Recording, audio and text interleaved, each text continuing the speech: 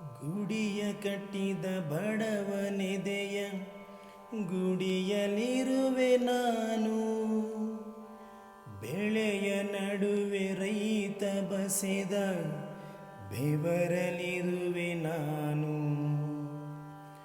ಕೆಲಸ ನಿನದೆ ಫಲವು ನಿನದೆ ಛಲದ ಒಡೆಯ ನೀನು.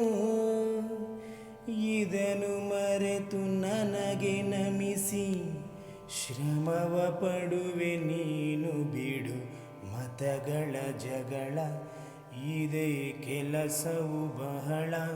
ನನ್ನ ಒಲಿಸಲು ಮರುಳ, ಇರೋ ಮಾರ್ಗವು ಸರಳ.